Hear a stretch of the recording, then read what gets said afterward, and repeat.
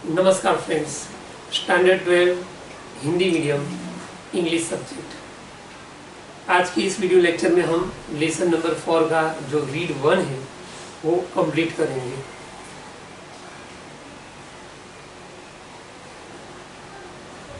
अब तक के लेसन में हमने क्या पढ़ा वो थोड़ा पहले ऊपर ऊपर से देख ले, एक नज़र डाल ले।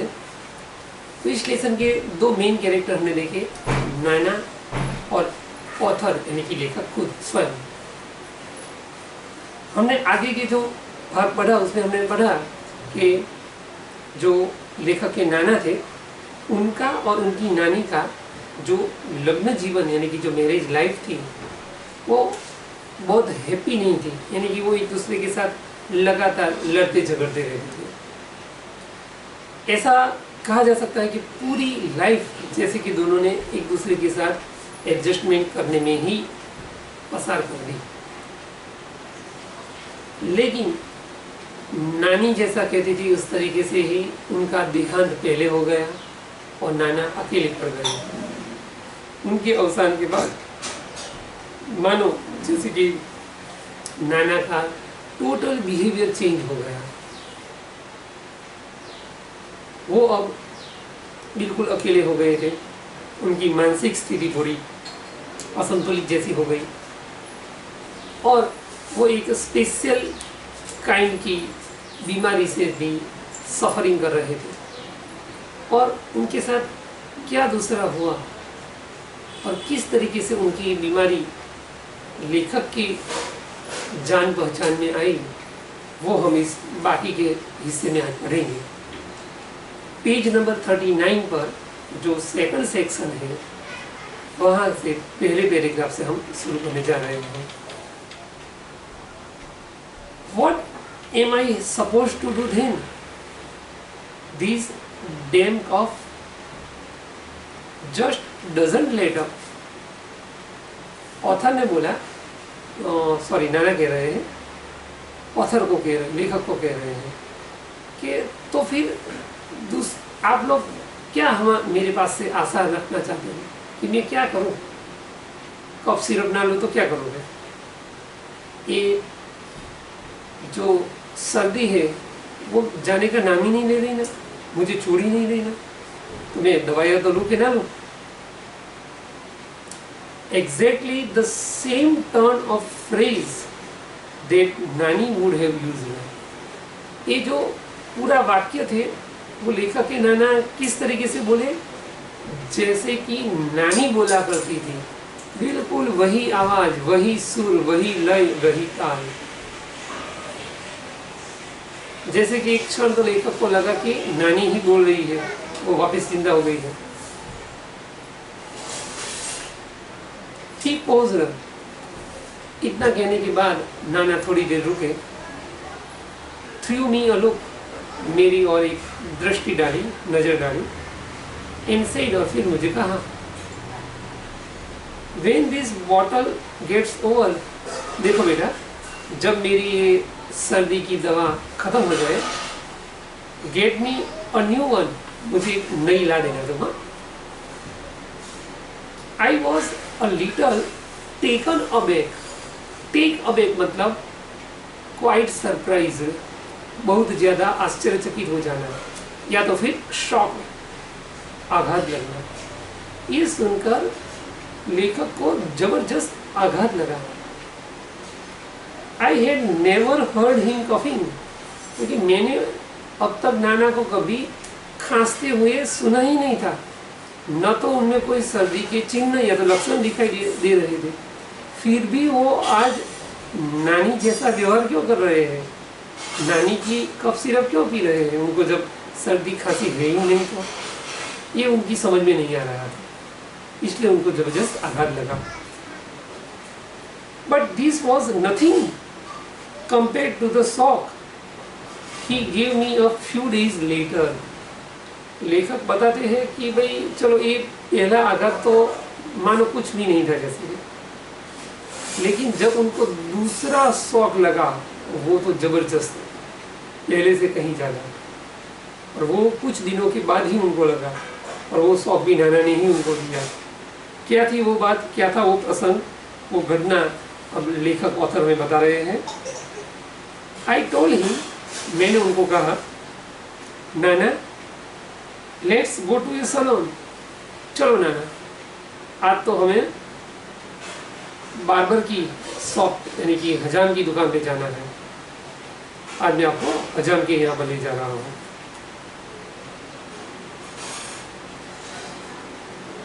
You need a hair cut, क्योंकि तुम्हें बाल कपाने की आवश्यकता है, तुम्हारे बाल नाना बहुत बढ़ गए हैं तो बाल कटाने की आवश्यकता है, तो चलो बाल कटाने आप मेरे साथ हजाम के वहाँ पे चलो। आई इंसिस्टेड, लेखक ने बहुत आग्रह किया कि भाई आपको चलना ही पड़ेगा, और फिर कहा if you don't want to go, देखो यदि आपको घर से बाहर नहीं निकलना है यानी कि घर में ही रहना है, पड़े रहना है, then I will call a barber home, तो फिर दूसरा ऑप्शन भी है, मैं हजाम को ही घर पे बुला लेता हूँ, वो आपके बाल काट के चला जाएगा। बोलो कौन सा ऑप्शन आपको पसंद है, खुद आ रहे हो दुकान पर या फिर हजाम को यहाँ पे बुला लो। ये बात सुनकर नाना ने क्या रिएक्शन दिया, he did not even bother to look at me this time. इस वक्त तो नाना ने लेखक की तरफ देखने का भी कोई चिंता नहीं की, जैसे कि देखा ही नहीं कि वो सुन रहे थे मेरी बात, कोई रिस्पॉन्स ज़्यादा नहीं दिया।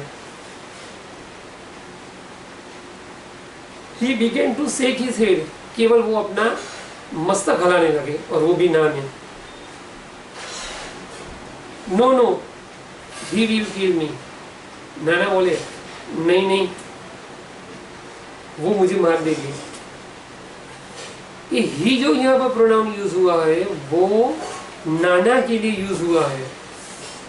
अब हमारे दिमाग में आएगा कि भाई नाना तो जिंदा है, तो नाना नाना को खुद को कैसे मार सकते हैं, मतलब कि नाना अभी नानी बनकर ये बात कह रहे हैं, जैसे कि उनके दिमाग में नानी आ गई है, उनके ख्यालात हैं, उनको ऐसा लगता है कि वो स्वयं नानी है और नानी के बाल कटाने जाने की बात है, तो वो कहते हैं कि नहीं नहीं तुम्हारे नाना है ना, वो मेरे को मार देंगे क्या।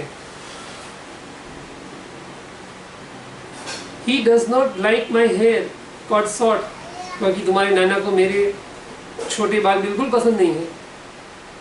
He will never approve, approve मतलब सम्मति देना, स्वीकृति देना, वो कभी इस बात की स्वीकृति देंगे ही नहीं कि मैं बाल कटाने जाऊँ या तो मेरे छोटे बाल हो।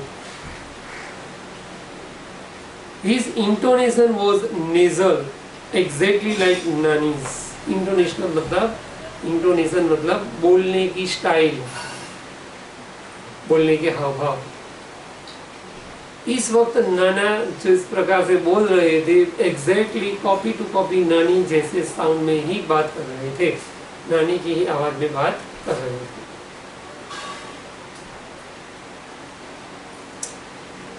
It seemed as if it was Nani who was speaking. ऐसा लग रहा था, दिख रहा था कि जैसे अभी वो नानी बन के बोल रहे हैं, नाना का कोई अस्तित्व ही नहीं है। आई मूव्ड बैक, नाना की बात सुनकर और उनकी ये हाव देखकर लेखक थोड़ा पीछे हटे, पीछे सरक गए। अ लिटिल वरीड, मन में कुछ चिंता सी छा गई थी कि क्या किया जाए नाना का, ऐसा इनका बिहेवियर है, अब क्या इसका इलाज या तो उपचार हो सकता है। I had a friend doctor KD. Kamble, लेखक ऑथर के एक मित्र दोस्त थे जो कि डॉक्टर थे और उनका नाम था के.डी. काम्बले, और साइकियाट्रिस्ट, और वो एक मनोचिकित्सक डॉक्टर थे, साइकियाट्रिस्ट थे। I call him over, author ने उनको बुलाया, घर पे विजिट पे बुलाया।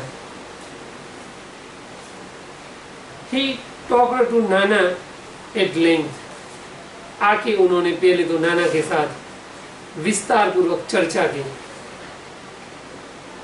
फॉर आवर्स, घंटों तक चर्चा की, कई घंटे दोनों ने एक दूसरे के साथ बिताए, बैठे।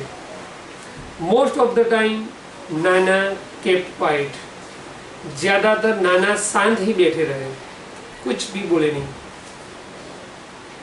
He did not answer most of doctor कामले's queries, ज्यादातर डॉक्टर कामले ने जो भी पूछताछ की, नाना निरुत्तर होके बैठे, कुछ उत्तर ही नहीं दिया, कुछ रिस्पॉन्स ही नहीं दिया।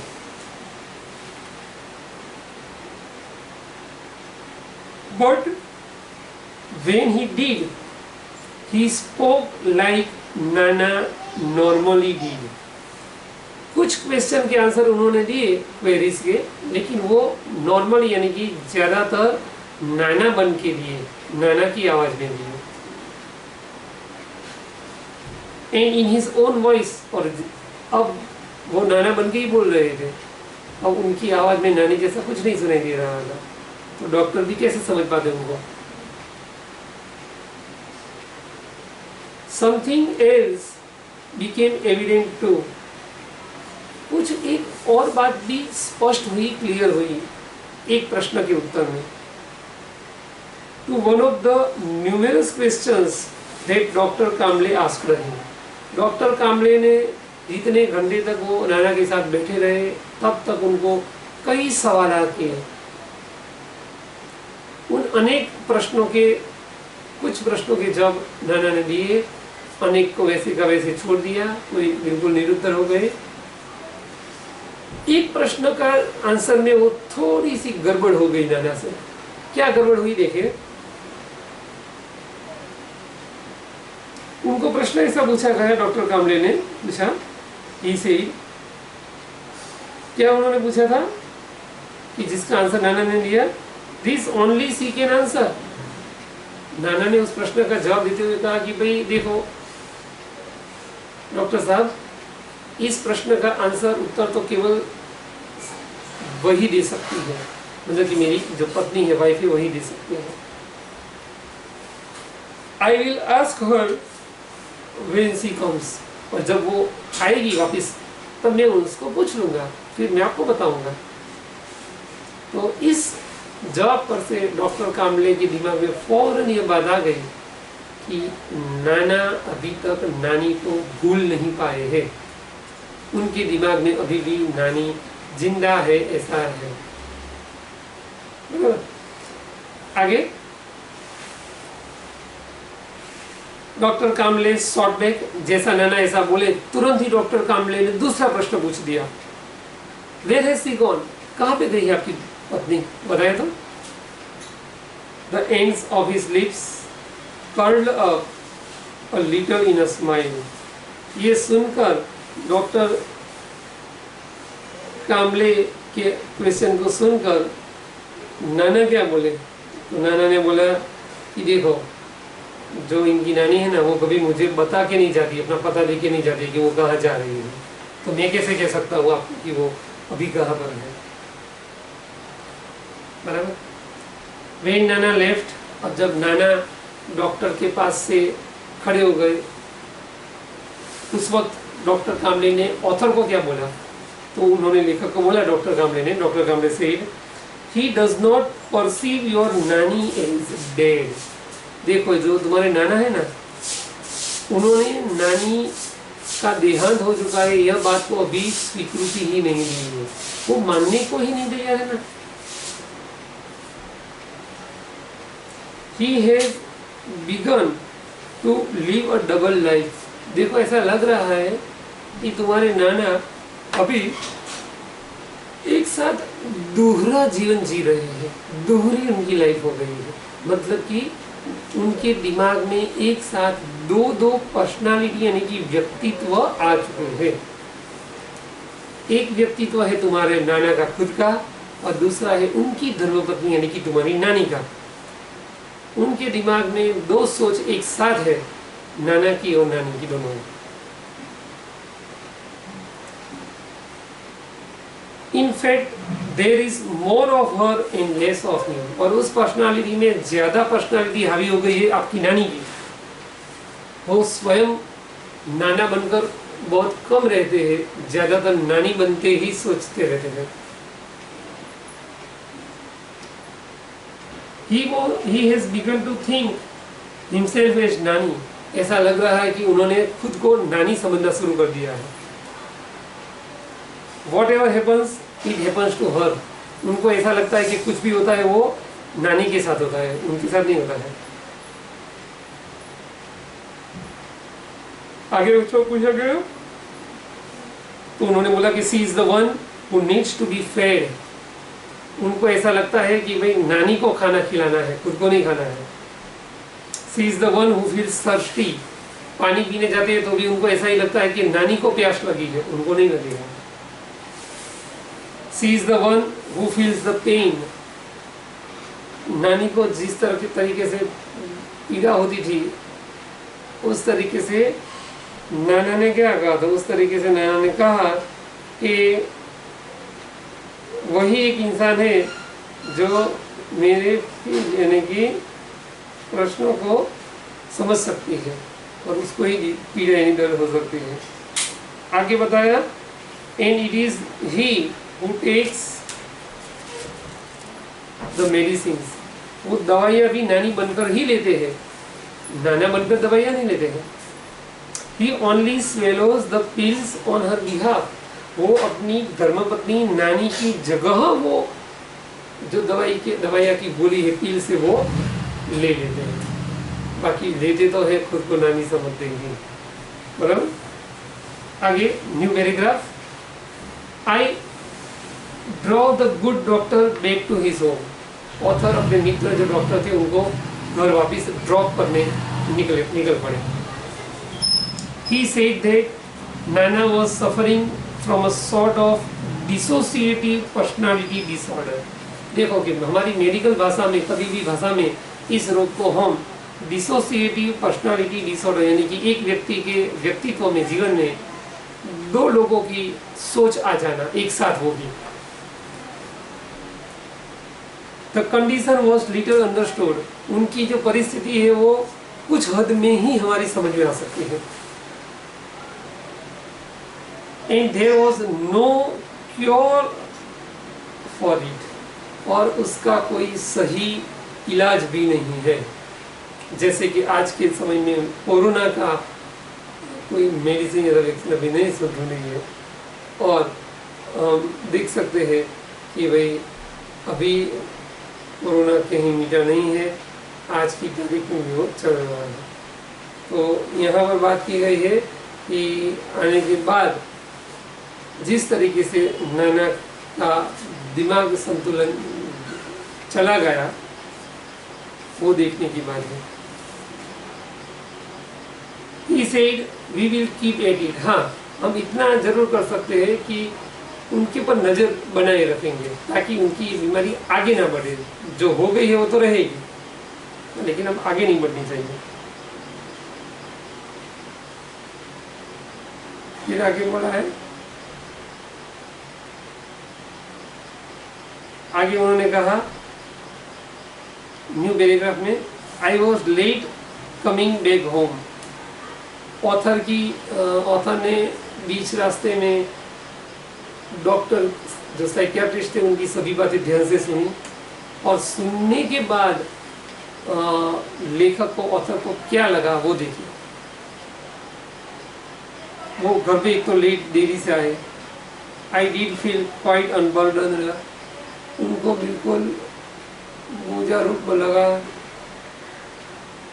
और तीसरी बात कि डॉक्टर ने खुद ये मैरिज टूटने से या तो जो नाना का जो बिहेवियर था नानी के प्रति उसमें कोई ज़्यादा सुधार आ सके ऐसी बात से इनकार कर दिया. अब आगे क्या उनको बोला गया, तो उनको बोला गया कि आगे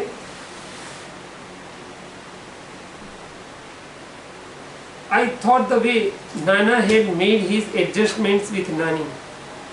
ऑथर के दिमाग में एक ही बात चल रही थी कि भाई नाना ने पूरी लाइफ नानी के साथ एडजस्टमेंट करके जिया, तो क्यों ना हाँ अब हम सब लोग घर के फैमिली उनके साथ एडजस्टमेंट करके जिए, उनको छोड़ नहीं देना है. I reach home. घर वापिस गए author. When I walked into Nani's room to wake him up, देरी से गए थे इसलिए नाना सो गए थे। ऑथर हर रोज की तरह नाना को सोते वक्त विश करने जाते थे, उनकी खबर अंदर पूछने जाते थे। ऑथर जैसे ही उनके कमरे में गए अंदर, बराबर, तो अंदर जाने के बाद क्या बोलते हैं वो देखो,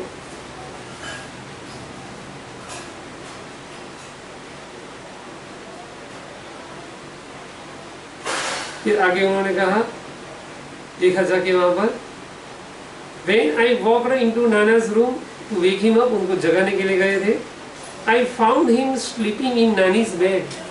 उन्होंने देखा कि नाना स्वयं नानी की पथारी में सो गए थे, नानी की बेड जो थी वहां पर सो गए थे। I lifted the blanket to wake him up.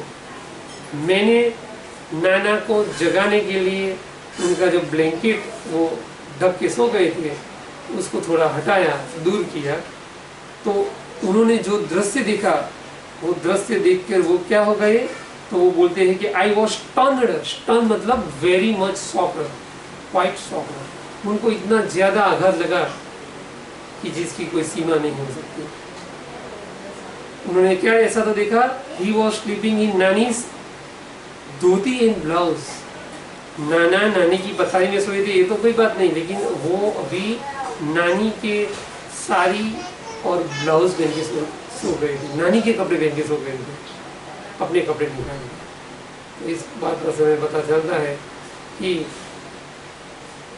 कुदरत की लीला ही है कि मनुष्य के दिमाग में जो है सब कुछ भूल जाते हैं, और सब कुछ भूल जाने के बाद उनके अंदर एक नई पर्सनालिटी ही आ रही है।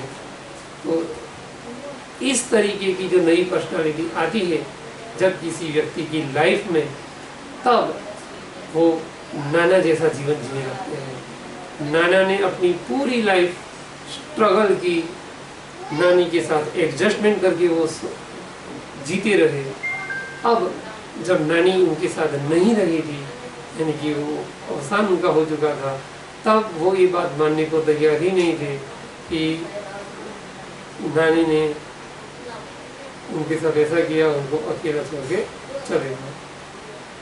तो यहाँ पर हमारा हिंदी मीडियम का ये पहला वीडियो कंप्लीट होता है फ्रेंड्स। ओके, जय स्वामीनारायण।